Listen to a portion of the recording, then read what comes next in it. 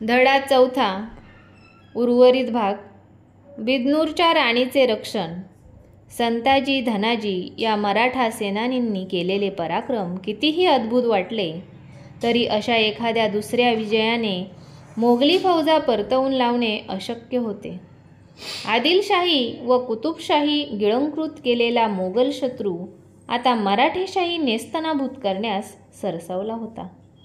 त्याच्या आक्रमक पवित्र्यापुढे स्वराज्यातील ठाणेदार व किल्लेदार एकामागून एक याप्रमाणे शरण जात होते.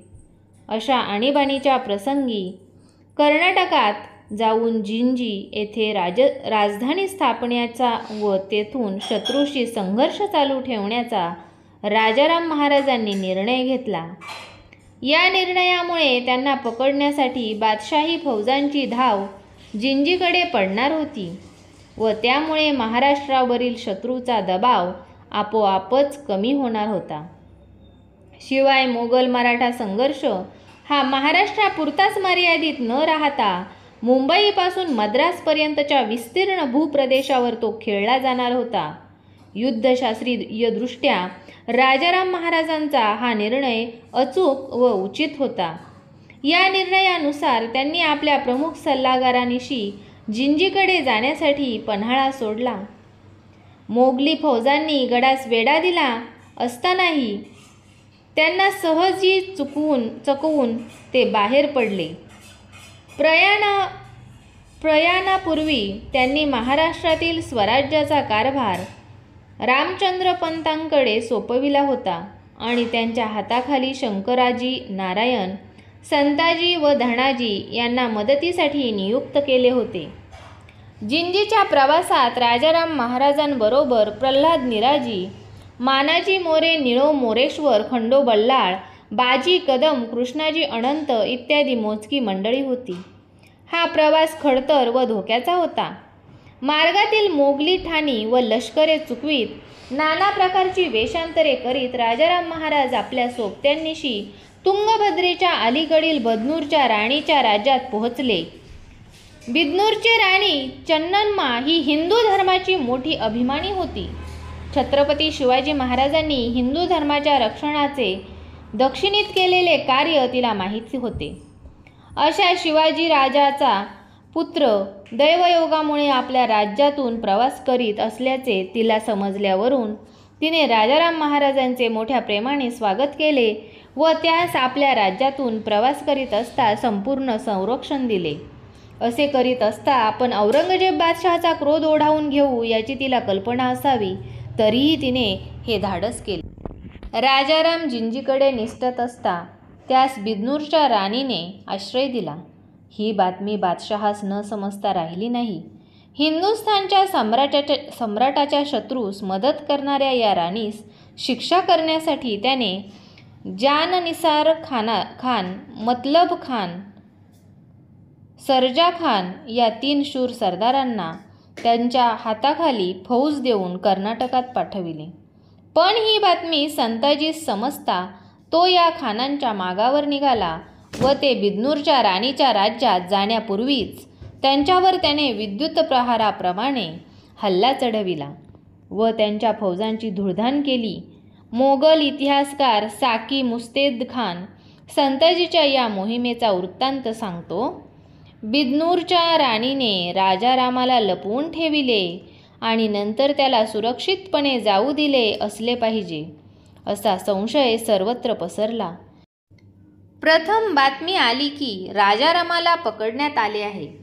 त्याला आणण्यासाठी बादशहाने हमीदुद्दीन खान याची नेमणूक केली. पण नंतर बातमी आली की राजाराम पळून गेला असून त्याची माणसे कैद झाली आहेत. बिदनूरच्या अस्वलीवर राणीवर चालून जाण्याची जाननिसार खान यास आज्ञा करण्यात आली. बिदनूरचे राज्य उद्ध्वस्त करण्यासाठी भली मोठी फौज घेऊन जाननिसार खान रवाना झाला. याच सुमारास सेनापती संताजीने जाननिसार खान, मतलब खान, सरजा खान यांच्याबरोबर युद्धे करून त्यांच्यावर जय मिळवले. राणीवरची मोगलांची मोहीम अयशस्वी झाली. तिच्याकडून दंड म्हणून थोडीशी रक्कम घेऊन ते प्रकरण मिटवण्यात आले. संताजीच्या नशिबात अद्याप काही दिवस राहण्याचे होते, म्हणून तो मोगलांच्या तावडीतून वाचला. अशा प्रकारे संताजी राणीच्या रक्षणासाठी थांबून गेल्यामुळेच तिचे राज्य वाचले आणि बादशहाने तिचा नाश करण्यासाठी पाठविलेल्या तिन्ही सरदारांना अपयश पदरी घेऊन परतावे लागले. इकडे कर्नाटकात मार्गातील अनेक संकटांना तोंड देत राजाराम महाराज प्रथम वेल्लोरास व नंतर जिंजीस पोहोचले. नोव्हेंबर 1689. राजाराम महाराजांचे मेहुणे हरजीराजे महाडिक हे कर्नाटकातील मराठी प्रदेशावर प्रमुख कारभारी होते. त्यांचा नुकताच मृत्यू घडून आला होता. तेव्हा आपल्या विधवा बहिणीकडून महाराजांनी जिंजीमधील कारभाराची सूत्रे हाती घेतली. लवकरच तेथे त्यांनी मराठ्यांची कर्नाटकातील नवी राजधानी निर्माण केली. कर वसूल करणे, नव्या अधिकाऱ्यांच्या नेमणुका करणे, ठाणी व किल्ले यांचा बंदोबस्त राखणे, नवे लष्कर उभारणे यासारखी मोगलांशी लढण्यासाठी कर्नाटकातील हिंदू नायकांचे सहकार्य मिळविणे यासारखी कार्ये आता जिंजीमध्ये सुरू झाली. संभाजी राजांना पकडणाऱ्या शेख निजामास शिक्षा. राजाराम महाराज जिंजीच्या प्रवासात असतानाच इकडे महाराष्ट्रात रामचंद्र पंत, शंकराजी नारायण, संताजी व धनाजी ही 4 नेते मंडळी मोगलांनी काबीज केलेला मुलूक सोडविण्याच्या जिद्दीने प्रयत्न करत होते. या सुमारास खुद्द रामचंद्र पंताने लष्करी मोहीम काढून पन्हाळगडापासून सातारगडापर्यंत मुलूक, ठाणे व किल्ले यासह जिंकून घेतल्याचे केशव पंडित हा राजाराम महाराजांच्या बरोबर जिंजीच्या प्रवासात असणारा कवी आपल्या राजाराम चरितम या संस्कृत काव्यग्रंथात सांगतो.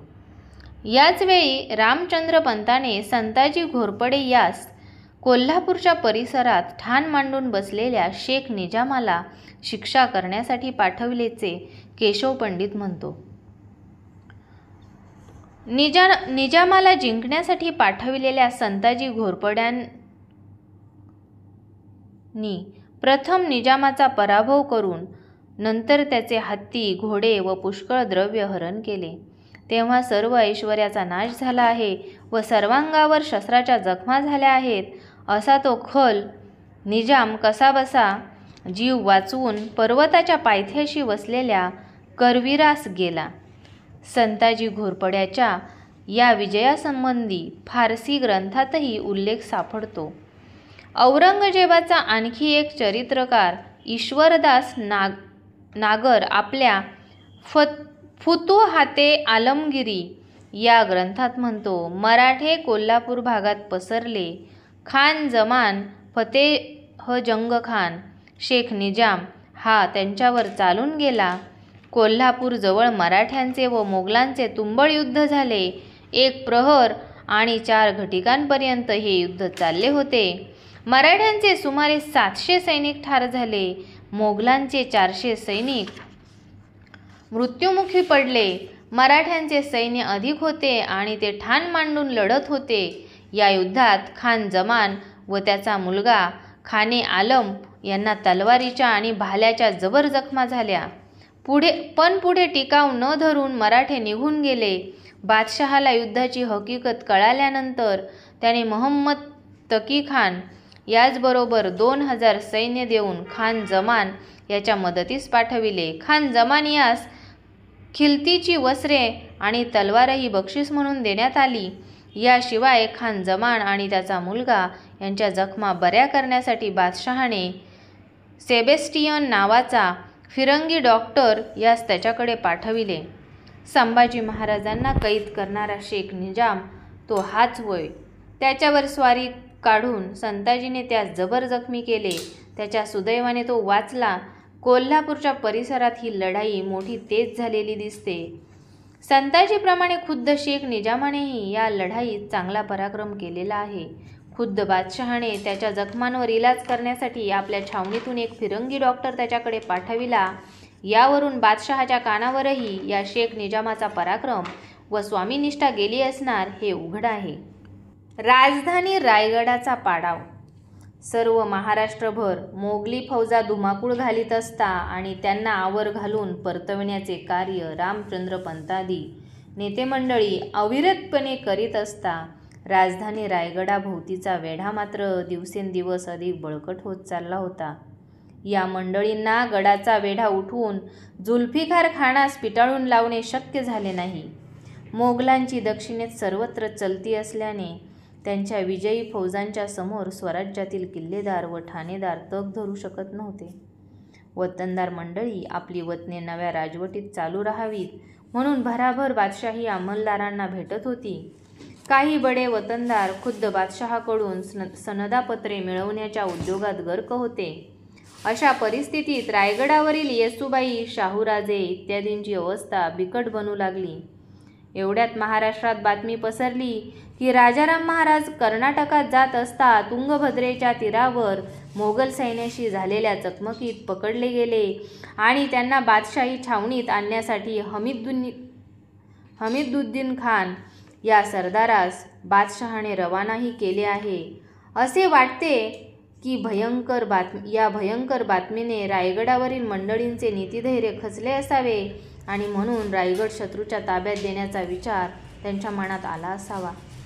गड जेरदस्त होऊन शत्रूच्या ताब्यात गेल्यास आपल्या अब्रूने वागविले जाणार नाही. उलट आपणहून गडासह शत्रूच्या ताब्यात गेल्यास निदान प्रतिष्ठेने तरी वागविले जाईल अशी खात्री वाटल्यावरूनच येसूबाईंनी जुल्फिकार खानाशी वाटाघाटी सुरू केल्या.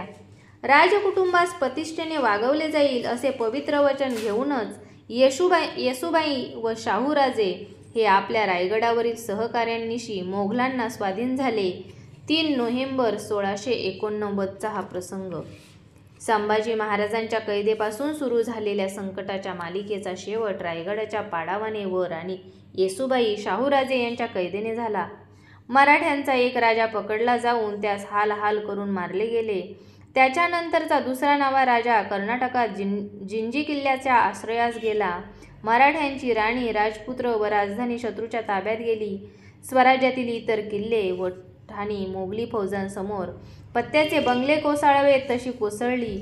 अवघ्या 8-10 महिन्यात छत्रपती शिवाजी महाराजांनी मोठ्या शर्थीने व पराक्रमाने निर्माण केलेले स्वराज्य जवळजवळ नष्ट झाले. कालपर्यंत दक्षिणेत जोमाने उभी असणारी व मोगली सत्तेस आव्हान देणारी ही मराठ्यांची सत्ता जमीनदोस्त झाली. मोगलांना वाटले की आता मराठ्यांची सत्ता संपली, नष्ट झाली. आता दक्षिणेत मोहीमही संपली व त्यातील जीव घेण्या यातनाही संपल्या. खुद्द औरंगजेब बादशालाही तसे वाटले. त्याने दिल्लीतील आपले प्रासाद आपल्या स्वागतासाठी सज्ज करण्याचे हुकूम उत्तरेत पाठविले. पण त्याचे दुर्दैव हे की तो आपले दिल्लीतील वैभवशाही प्रासाद कधीच आता पाहू शकणार नव्हता. दिल्लीला परतून आपल्या वैभवशाली दरबारात मयूरासनावर बसून अखिल हिंदुस्थानावर आपली सत्ता चालविण्याचे त्याचे स्वप्न हे शेवटपर्यंत स्वप्नच राहिले.